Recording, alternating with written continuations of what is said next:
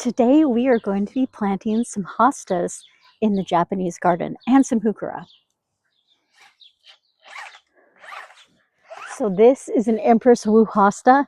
It's going to get 6 feet wide and probably 5 or 6 feet tall eventually. So it's going to fill out this whole entire space.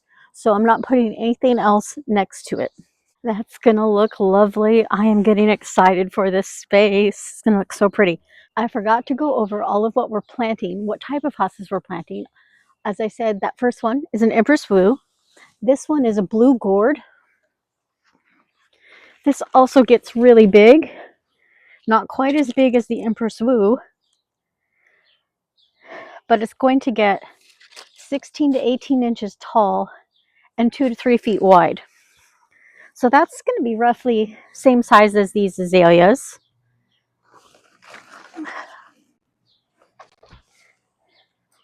This one is called the Patriot. I believe it gets 18 inches tall. Yeah, 18 to 24 inches tall and wide.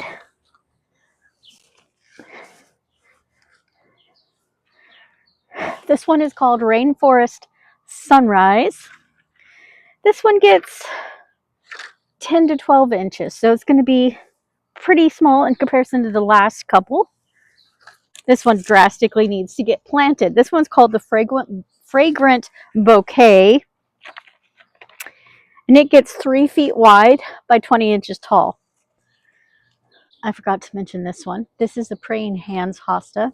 It gets 12 to 16 inches tall and 14 to 18 inches tall and 12 to 16 inches wide. Boy, do these Heucheras need to get in the ground. They're not looking the best. These are the Forever Purples, and they get to be about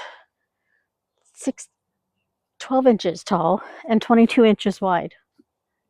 So I was debating on where to put the Fragrant Bouquet hosta and the blue Abiqua Gourd hosta.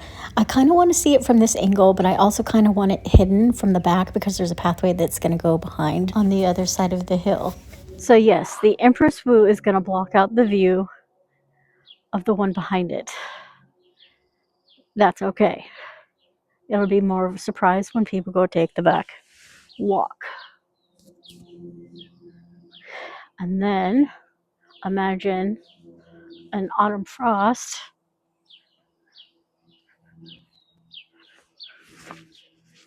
right here.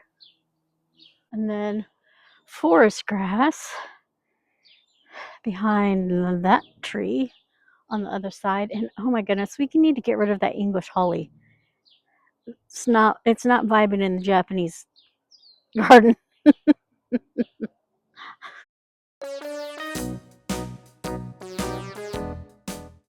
Now, Gia, you and Dexter better not bust my hosta. You're going to be in big trouble if you try to climb that thing. She's all offended that I'd even suggest that she'd do it.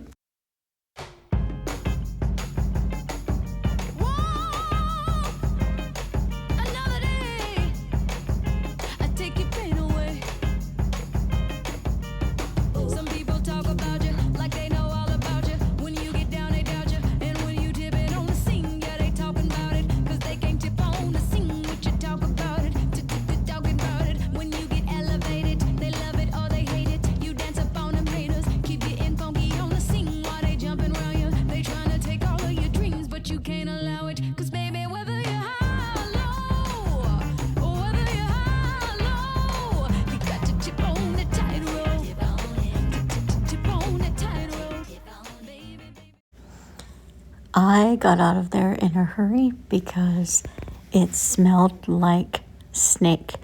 If you've ever smelled the smell of snake, you know what I mean. And I'm sure it was probably just a garter snake, but I got out of there quickly because I hate when snakes pop up from the ground and scare me. Ugh. Just the thought of digging my hands into snake territory is... Ugh. It's the first time I've smelled it here, by the way. They just emit this musky odor, and it smells bad.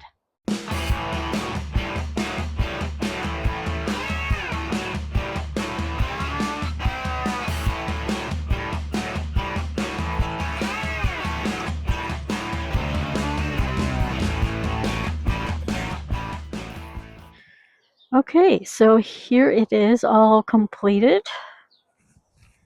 We got the Empress Wu. Behind it is the Fragrant Bouquet, the yellow and green one. And then if you turn, there's the blue Gourd in the back. The white and green is Patriot. And then the little yellow one is Rainforest Sunrise. And then next to that little, the hydrangea, that little one is the Mighty Mouse. And then we've got the two Heucheras kind of lining where we're putting a walkway through. Thus the shovel there. And behind this Heuchera there is, shoot, I am forgetting the name of that one. Praying hands? I think it's praying hands or something. And then we're going to put an autumn frost in between the camellia and the Heuchera along the walkway. And probably a little baby mouse ears blue hosta too, right behind that Heuchera. But it looks much more full, and I'm loving it. A month later,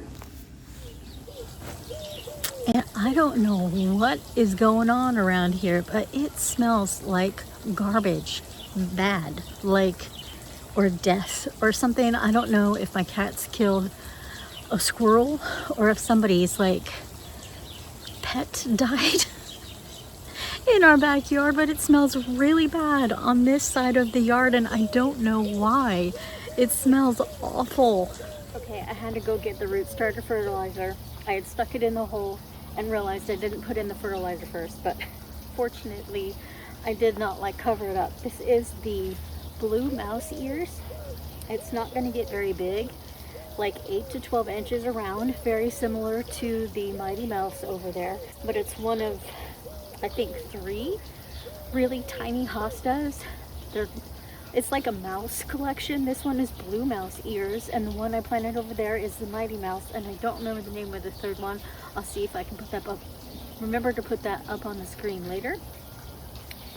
But I thought this was so cute. I had to get it. This is such a small plant. I don't really need that much, but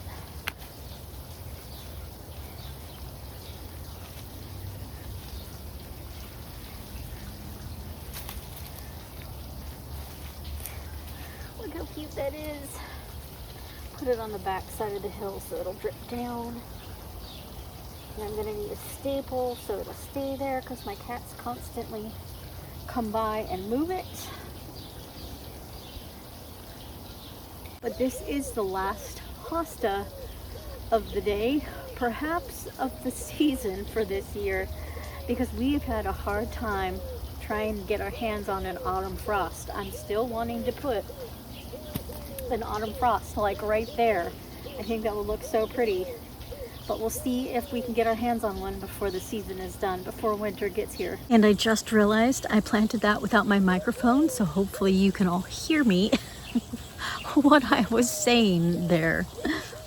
That's it for today, guys. Thanks for watching, and until next time, feed the pollinators for me.